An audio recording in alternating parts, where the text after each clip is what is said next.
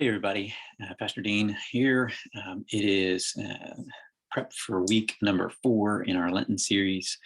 See, I am doing a new thing, and this week we're taking a look at Luke 15, verses 11 to 32, which is a familiar passage to many people. It's often called the parable of the prodigal son, and I will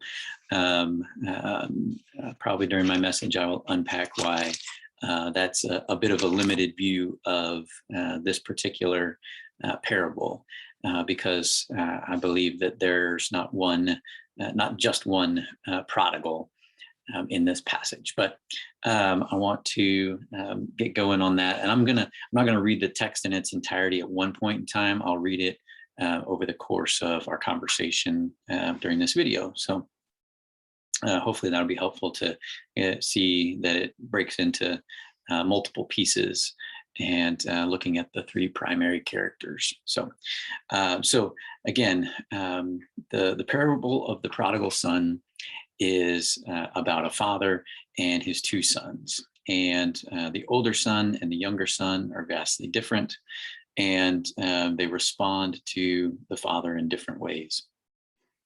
And so before we jump into the text itself, I want to just back up just a little bit to the beginning of chapter 15 in Luke, because this is how the parable of the prodigal son is not the only lost and found story in chapter 15.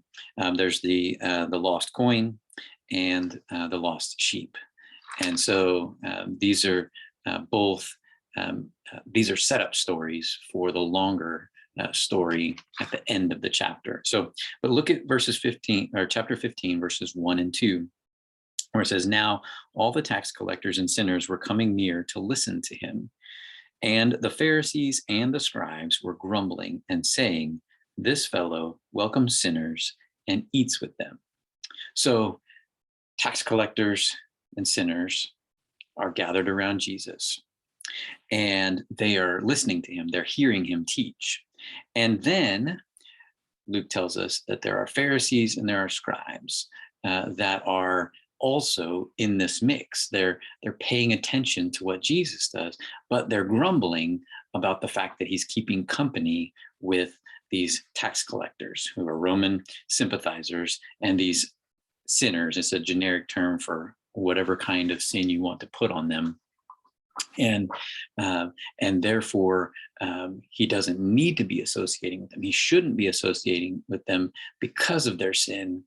And then Jesus is going to tell 3 stories in a row about sinners, about things that are lost that become found. So first off, he says, he talks about a person who has 100 sheep. And if 99 stay, but 1 wanders off, you go and you get the 1 sheep.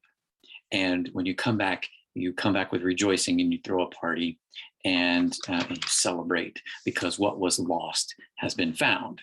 Then he tells the story of a woman who has 10 coins, and one of them gets lost, and she sweeps the entire house, and she finds the 1 coin, and she calls together her neighbors and celebrates because what was lost has now been found.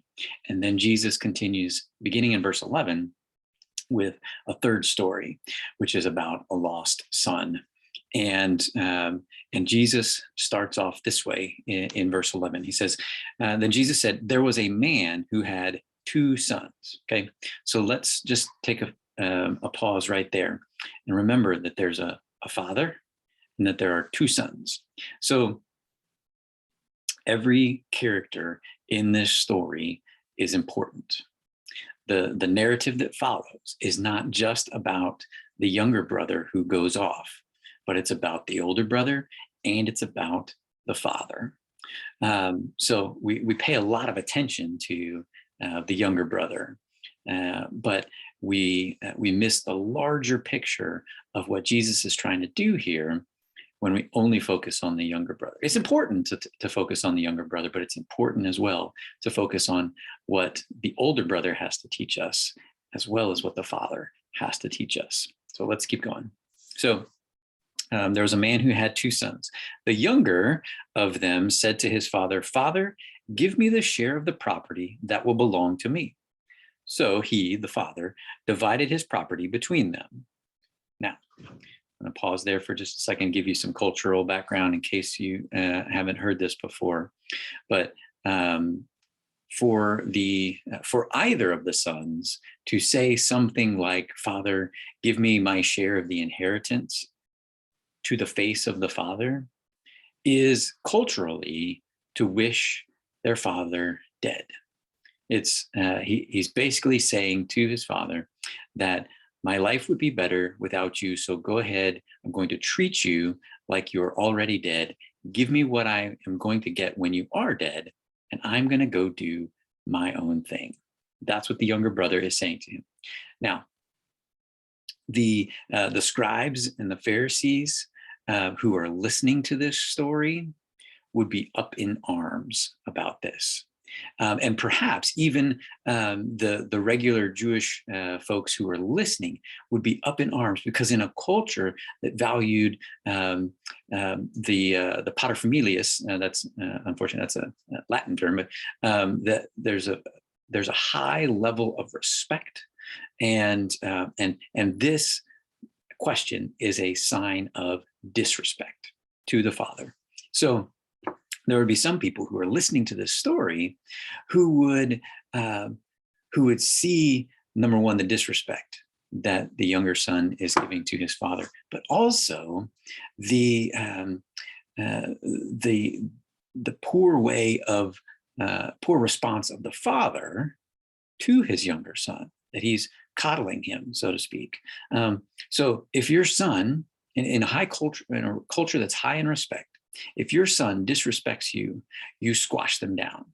You don't give them what they want. So what many people listening to this story would expect Jesus to say in this story is that the younger son says, "Father, give me my share of the property that will belong to me." And what they expect Jesus to say is that the father then kicked out the son from the family with nothing and sent him packing and never thought about him again. That's what they're expecting him to say. But instead, Jesus says that he divided his property between them. He gives him what he wants. So verse 13, a few days later, the younger son gathered all that he had and traveled to a distant country where he squandered his property in dissolute living. Now, N.T. Wright translates this phrase of gathering all that he had as taking that property and turning it into cash. So he liquidated the assets that he was given and then goes off to a foreign country and then spends it all. So, and in this culture, the inheritance that would have been given to him would have been land. It would have been some kind of home, most likely. It probably would have been animals or something like that. And so it wouldn't have been cash necessarily. So he would have had to have taken that property, sold it to someone else, and gathered the money from there, and then gone off on his way. So it wouldn't have been an easy, quick transaction. It wouldn't have been like cashed out his 401k and said, "Okay, here's your portion, go and do what you need to do." It would have been a complicated process to do that. Now, one more quick historical note is that based on Deuteronomy 21:17, when a father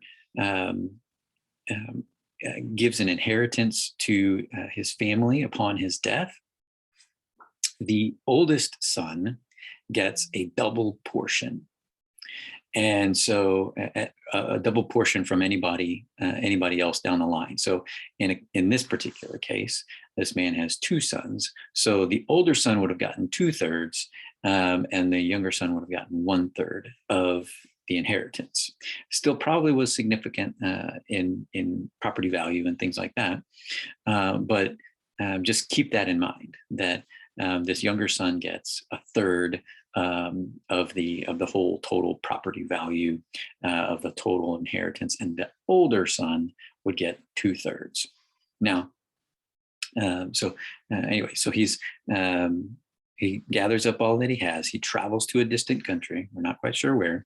And then he squandered his property, squandered that cash in dissolute living. And I'm going to share my screen real quick with the original language here. So this is from Bible Hub. Here's verse 13. And here's the word here is for he wasted, so he's squandering it. And then down here, down at the end of the verse, it's he wasted the estate or the property, his property, living prodigally is a literal way to translate it. And so asotos is the word there. Now I'm going to click here, and we can look at the definition here. It's coming up. All right. So asotos means wastefully, prodigally, with prodigal living. So. And this is the only place in the New Testament where this particular word occurs, here in Luke 15. So you can see that right here, that this is the only occurrence. But King James Version calls it riotous living. You can see that that there's this idea of it's extravagantly wasteful because of loose living. A debauched, profligate lifestyle. It's used only here in Luke 15:13. So anyway, again, here's the AV on this site is short for its authorized version, or King James Version, riotous living there. So that's what this idea means. So that's where this language around this being a prodigal son comes from, because he is the one who is living prodigally according to the text. So when he is the NRSV calls it dissolute living. He's living prodigally, and so he becomes the prodigal son. Because again, it's the idea of wastefulness, and not just like making a bunch of trash kind of waste, but extravagant overspending on whatever you want. Just think about the most, spending thousands upon thousands of dollars on just whatever, and then having nothing to show for it. That's a prodigal kind of lifestyle. So that's where that title comes from. So then verse 14, when he had spent everything, so he's broke, a severe famine took place throughout the country, and he began to be in need. So he went and hired himself out to one of the citizens of that country, who sent him to his fields to feed the pigs. He would gladly have filled himself with the pods that the pigs were eating, and no one gave him anything. Now, again, Jesus is speaking into this Jewish culture that finds pigs, because they have a cloven hoof and they don't chew the cud, that they are unclean. They don't eat them. They are against Torah to eat them, and to even touch them and be around them. And so the fact that this Jewish boy, this son, would put himself in a place to not only be near pigs, but to long for the food that they would eat, is just revolting to the audience that's hearing Jesus tell this story. And so they would have been revulsed by this, and wondered, why in the world would anybody reasonably sane do this? But not only does he not have anything to eat, he has put himself in a position to be around pigs, and he longs for what the slop that the pigs are eating. Verse 17. But when he came to himself, he said, how many of my father's hired hands have bread enough and to spare, but here I am dying of hunger. I will get up and go to my father, and I will say to him, Father, I have sinned against heaven, which is code for God, and before you, I am no longer worthy to be called your son. Treat me like one of your hired hands. So he has this epiphany moment of, dad always had people working for him, and they always had plenty to eat. I can go be one of those people who works for him and have at least enough to eat. He doesn't begin to consider himself. He says, I'm not worthy to be called your son. I'll work for you. I'll be a servant for you. But at least I'll be able to do that and have food to eat. That's what he's hoping for. So then he comes. So verse 20 says he set off and went to his father. And then catch this. But while he was still far off, his father saw him and was filled with compassion. He ran and put his arms around him and kissed him. So the son is making his way back to his homeland from the far country that he went to. And while he is still far away, while he has not even yet gotten onto the property, his father is looking to the horizon, and he sees him, and he runs to him, and he embraces him, and he kisses him, and he welcomes him in this moment.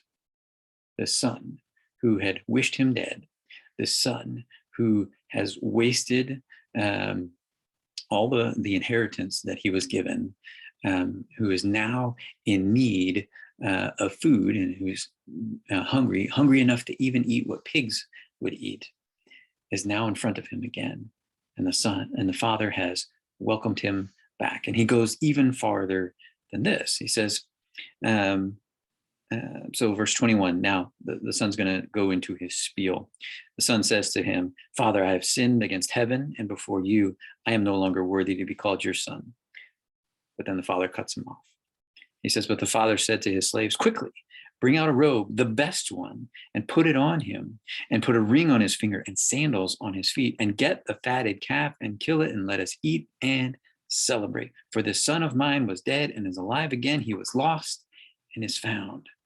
And they began to celebrate this lost and found story, this motif that we've seen in the last two stories prior to this, the shorter ones, is now here once again. So the father not only embraces him and welcomes him, but he's like, put the robe on, put the ring on, put sandals on his feet, kill the fatted calf. Let's throw a huge party, because the son who I thought was dead is alive. The son who I thought was lost is now found. He is restored, and not just restored as a servant, but restored as a son. And they begin to celebrate. They throw this huge party. When the fatted calf is killed, it's enough to feed the neighborhood. All right. So it's just a huge party, which comes into play in the second half of the story. So again, just going back. So the name of this parable comes from that word prodigal, dissolute in the NRSV, or riotous in the King James Version. It's this idea of wastefulness. It's this idea that you are extravagantly using up resources that, and you have nothing to show for it, which is true of this younger son. Now, the focus shifts in the second half of the story to the older son. And so we're going to start there. Now, verse 25. Now his elder son, so the father's elder son, was in the field. And when he came and approached the house, he heard music and dancing. He called one of the slaves and asked what was going on. The slave replies, your brother has come, and your father has killed the fatted calf, because he has got him back safe and sound. Was lost is now found, safe and sound.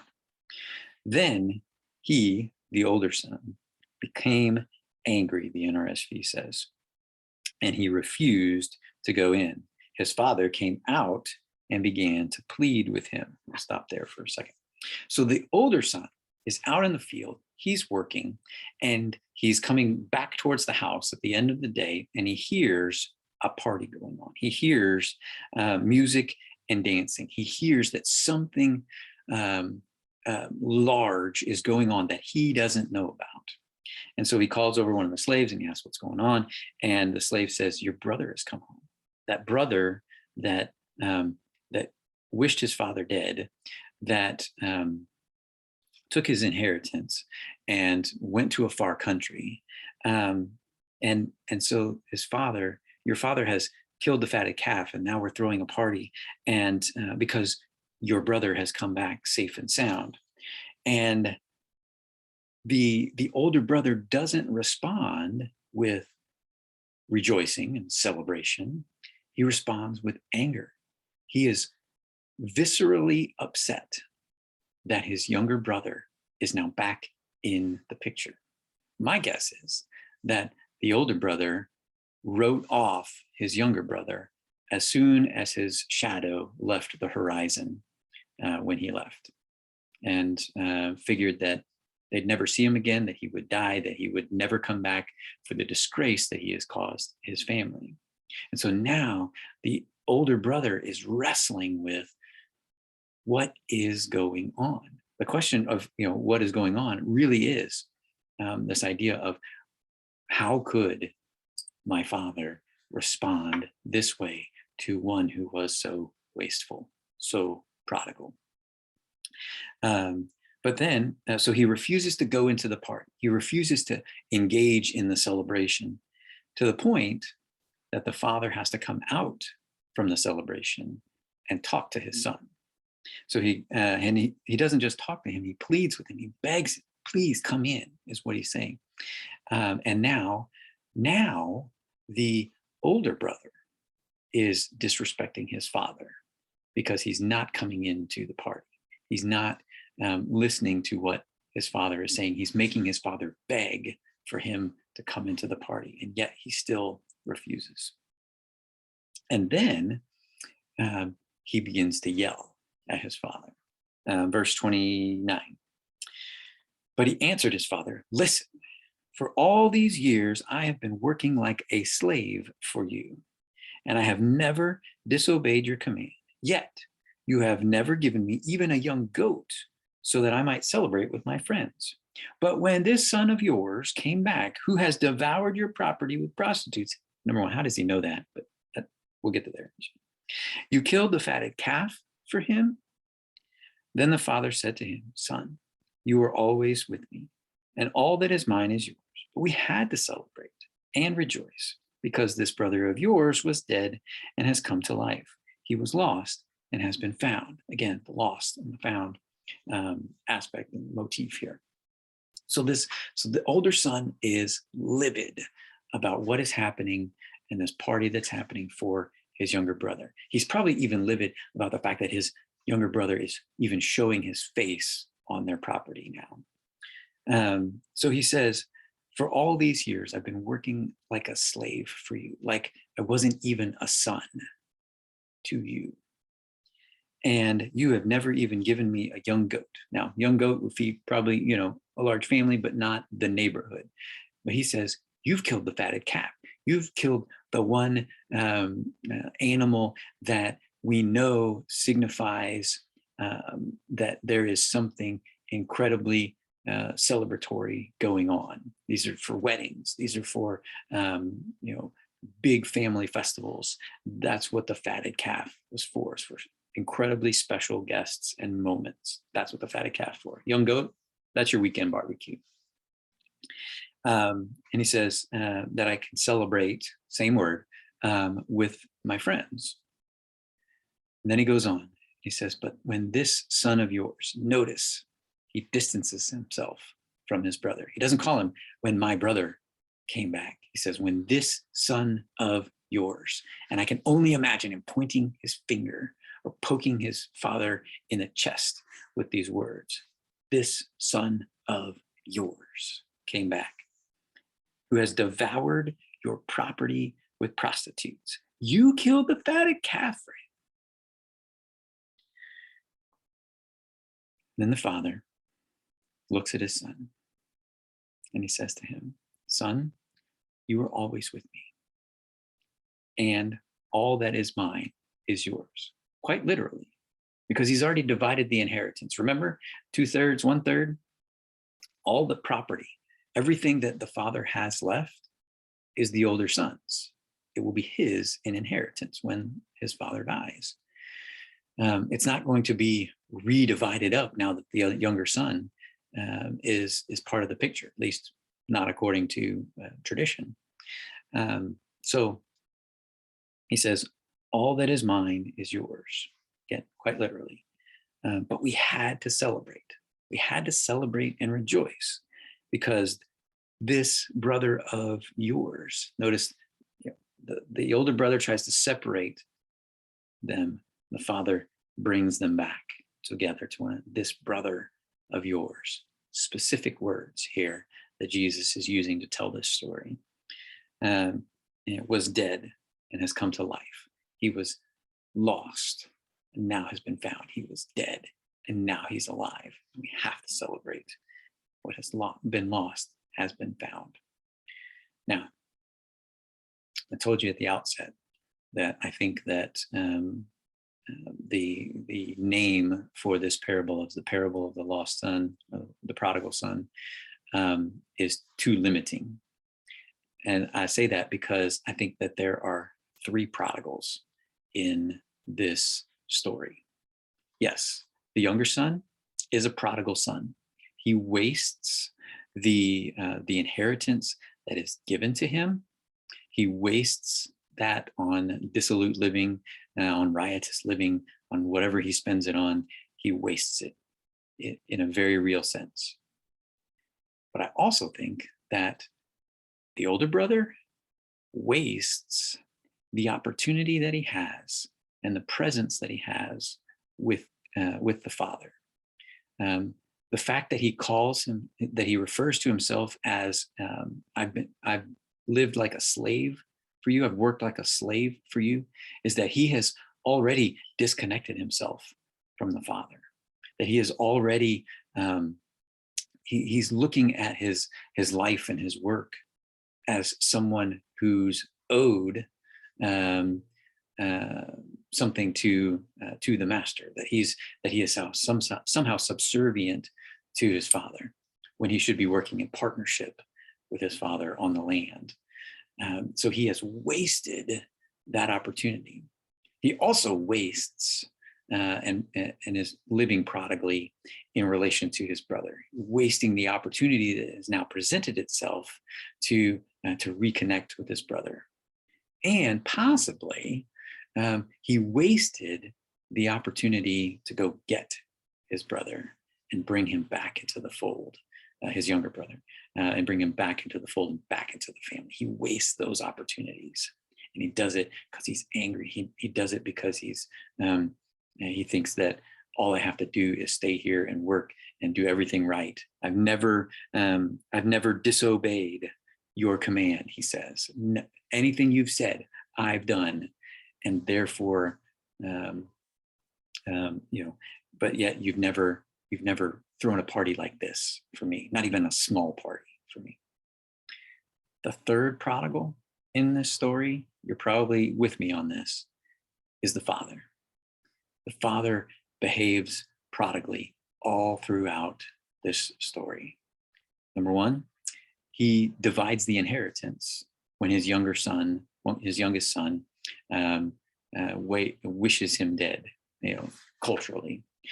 He divides the property and gives it to him, and basically says, do what you're going to do.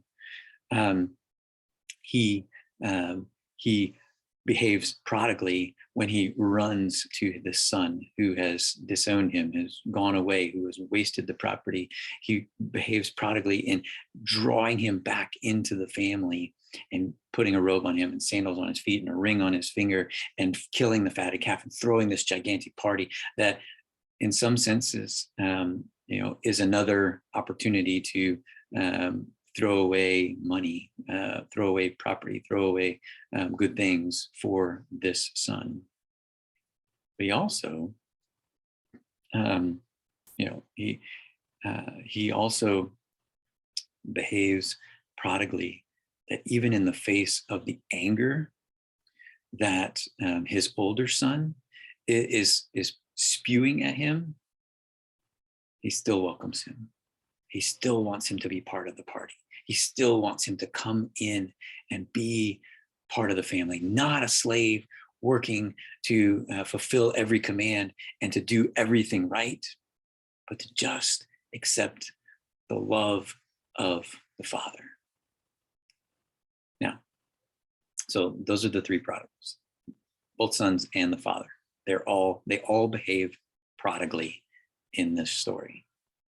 Now, remember at the outset, I told you that the Pharisees and the scribes are present as Jesus is telling this story.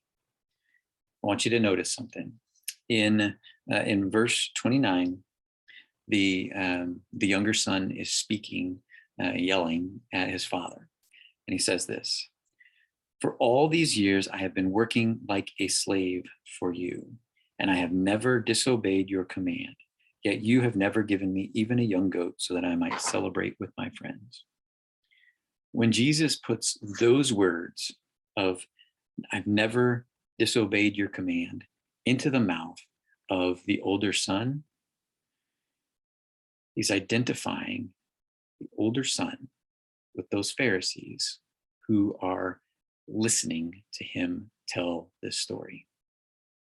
The Pharisees have already identified those tax collectors and sinners as the younger brother, those wasteful sinners. They already got that, but now he's pointing at them. He's pointing at the religious elite who feel like if they do everything right, then they will be somehow justified. So what Jesus is telling us in this parable is that wasteful living, that prodigal living, in a sense of running away from the Father, is not a way to live. And living with a sense of I've got to do everything right in a perfectionist kind of mode is not right either. And that there is something there in the middle that Jesus is calling the people to. He's calling them to understand that there is love and grace, that there is welcome for everyone who returns to the Father, for the lost to be found, for that which was dead to be alive. And they're alive, they're found in the Father, and they're welcomed into the party. And that party is this feast. That party is this neighborhood block party that is so much larger than a normal party. It is huge, and it's everybody together, celebrating, giving thanks, rejoicing, and it prefigures the heavenly banquet that Jesus talks about.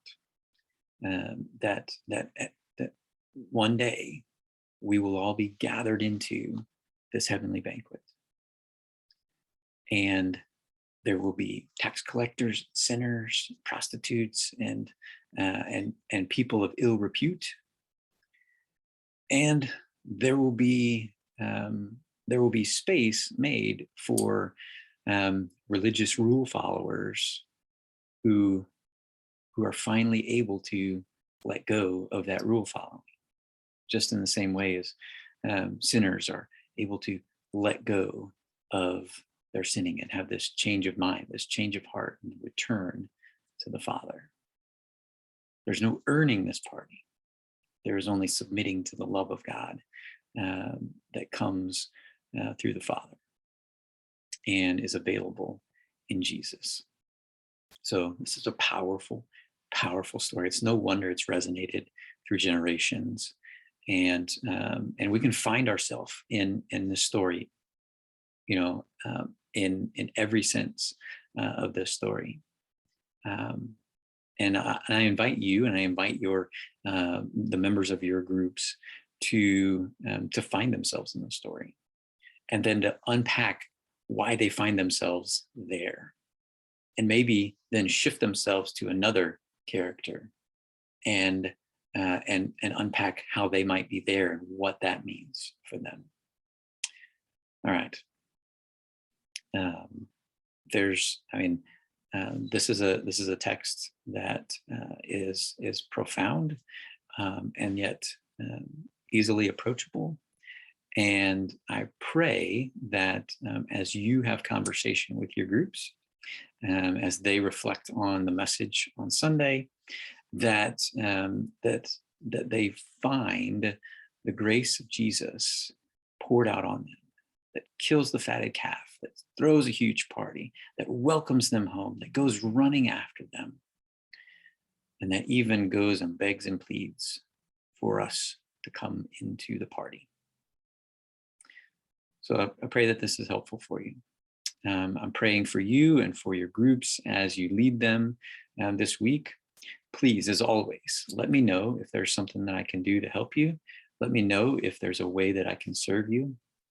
And know always that that if you need anything, just reach out and text or call or email, and I am praying for you and for your groups, and I'd be happy to answer any questions that you have.